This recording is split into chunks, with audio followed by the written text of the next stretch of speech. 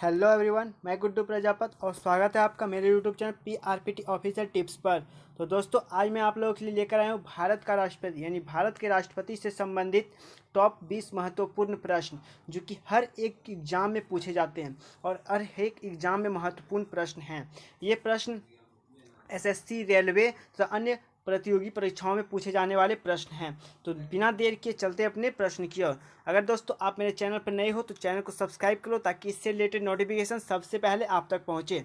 चलते अपने पहले प्रश्न की ओर। तो पहला प्रश्न है हमारा, भारतीय संविधान के अनुसार देश का प्रथम नागरिक कौन होता है? यानी अकॉर्डिंग टू इंडियन कॉन्स्टिट्यूशन के तहत भारत का जो प्रथम नागरिक होता है, पहला नागरिक, वो कौन होता है? ऑप्शन है हमारा ए प्रधानमंत्री, राष्ट्रपति, सी उपराष्ट्रपति और डी लोकसभा के अध्यक्ष। तो इसका राइट आंसर हो जाएगा राष्ट्रपति। राष्ट्रपति जो होता है वो भारतीय संविधान के अनुसार भारत का प्रथम नागरिक होता है।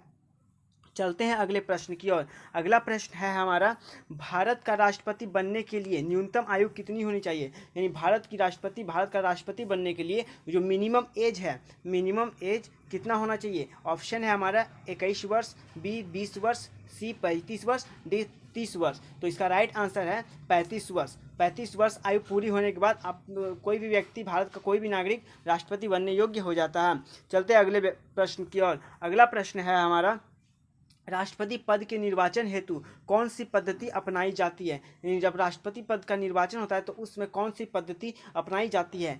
ऑप्शन ए हमारा संचयी मत पद्धति, बी है सूची पद्धति, सापेक्ष बहुमत पद्धति और डी है एकल संक्रमणीय पद्धति। तो इसका राइट आंसर हो जाएगा डी नंबर, एकल संक्रमणीय पद्धति। यानी एकल संक्रमणीय पद्धति के तहत राष्ट्रपति पद के निर्वाचन हेतु राष्ट्रपति का जो पद का निर्वाचन होता है।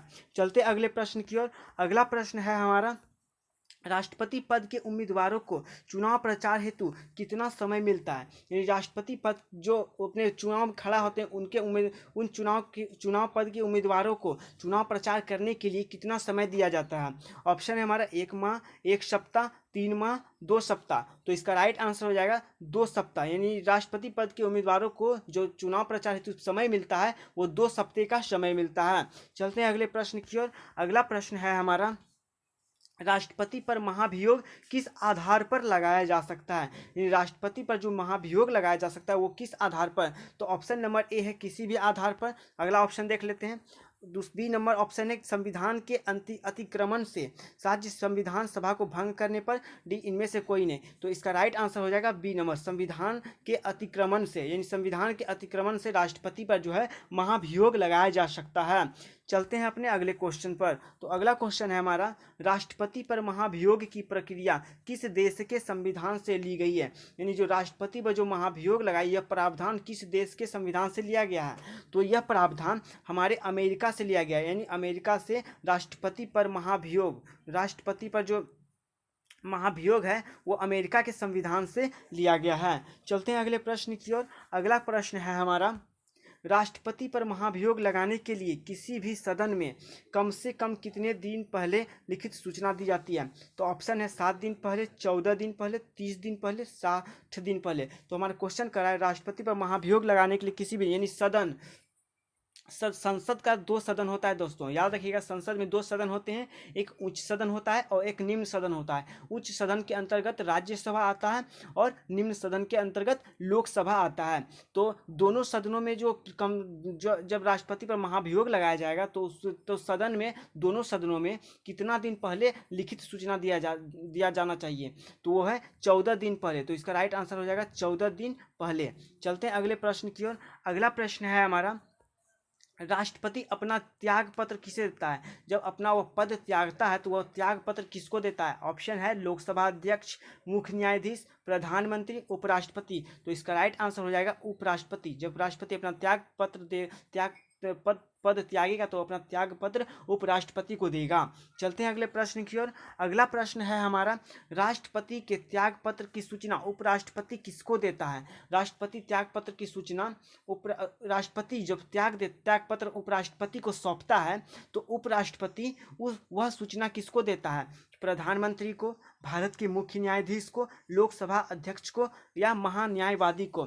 तो इसका राइट आंसर हो जाएगा लोकसभा अध्यक्ष को देता है। किसको देता है? लोकसभा अध्यक्ष को। चलते हैं अगले प्रश्न की ओर। अगला प्रश्न है हमारा, राष्ट्रपति की अनुपस्थिति में राष्ट्रपति की जगह कौन कार्य करता है? जब राष्ट्रपति एब्सेंट रहते हैं, अनुपस्थित रहते हैं, तो राष्ट्रपति के जगह पर या राष्ट्रपति के पद पर कौन कार्य करता है? तो ऑप्शन दिया हुआ है राज्यपाल, लोकसभा अध्यक्ष, मुख्य न्यायाधीश, उपराष्ट्रपति। जब राष्ट्रपति अनुपस्थित रहते हैं तो राष्ट्रपति की जगह पर उपराष्ट्रपति कार्य करता है। कौन? उपराष्ट्रपति। सही आंसर डी हो जाएगा। चलते हैं अगले प्रश्न की ओर। अगला प्रश्न है हमारा, मुख्य न्यायाधीश की अनुपस्थिति में राष्ट्रपति किसके समक्ष शपथ लेता है?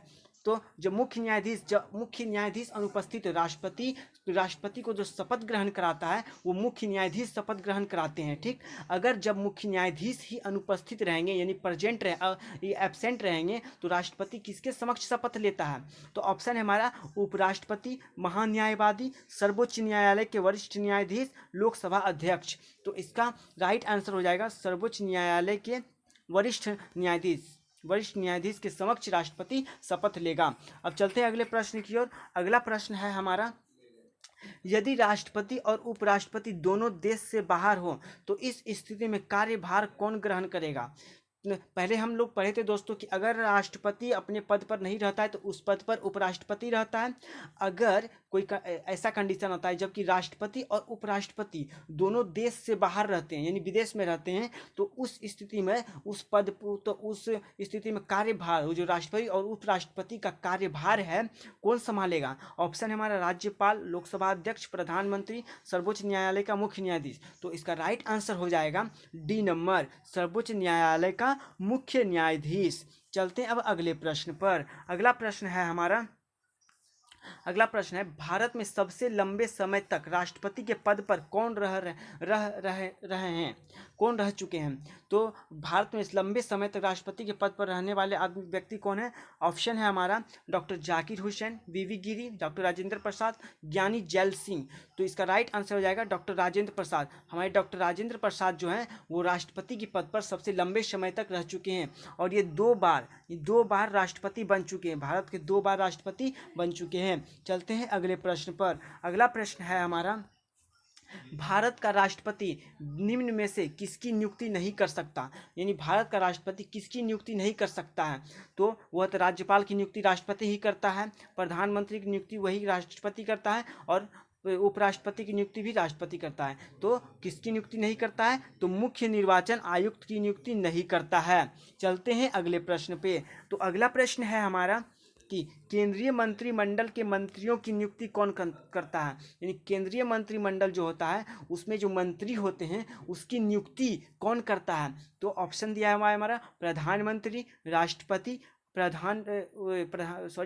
डबल टाइप हो चुका है दोस्तों, राज्यपाल। तो इसमें राइट आंसर कौन हो जाएगा? तो इसका राइट आंसर होगा राष्ट्रपति। राष्ट्रपति जो है केंद्रीय मंत्रिमंडल के मंत्रियों की नियुक्ति करता है। चलते हैं अगले प्रश्न पर।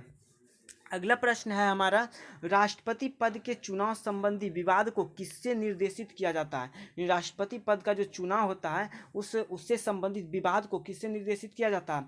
ऑप्शन है हमारा संसदीय समिति, लोकसभा अध्यक्ष, निर्वाचन आयोग या उच्चतम न्यायालय। तो इसका राइट आंसर हो जाएगा उच्चतम न्यायालय। उच्चतम न्यायालय द्वारा इसके विवाद को निर्देशित किया जाता है। चलते हैं अगले प्रश्न की ओर। अगला प्रश्न है हमारा, राष्ट्रपति के चुनाव के लिए निर्वाचक मंडल में होते हैं, यानी राष्ट्रपति का जब चुनाव होता है तो उसके निर्वाचक मंडल में कौन होते हैं? तो ऑप्शन है हमारा संसद के दोनों सदन के सभी सदस्य, संसद के दोनों सदनों तथा विधानसभा के निर्वाचित सदस्य और संसद के दोनों सदनों की सभी निर्वाचित सदस्य। तो इसका राइट आंसर हो जाएगा बी नंबर हो जाएगा इसका राइट आंसर। संसद के दोनों सदनों तथा विधानसभाओं के निर्वाचित सदस्य होते हैं। कहाँ? राष्ट्रपति के चुनाव के लिए निर्वाचक मंडल में। कहाँ होते हैं? तो निर्वाचक मंडल में ये होते हैं संसद के दोनों सदनों तथा विधानसभाओं के निर्वाचित सदस्य। तो चलते हैं अगले प्रश्न की ओर। अगला प्रश्न है हमारा, भारत में कार्यपालिका का अध्यक्ष कौन होता है? भारत में जो कार्यपालिका का अध्यक्ष वो कौन होता है? तो ऑप्शन है हमारा राष्ट्रपति, प्रधानमंत्री, मुख्य न्यायाधीश। अगला ऑप्शन है हमारा विरोधी दल का नेता। तो इसका राइट आंसर हो जाएगा, इसका राइट आंसर राष्ट्रपति हो जाएगा। भारत में जो कार्यपालिका का अध्यक्ष होता है वो राष्ट्रपति होता है। चलते हैं अगले प्रश्न की ओर। अब अगला प्रश्न है हमारा, भारत का संवैधानिक सलाहकार, भारत का संवैधानिक सलाहकार यानी कि कॉन्स्टिट्यूशनल स्पीकर कौन होता है?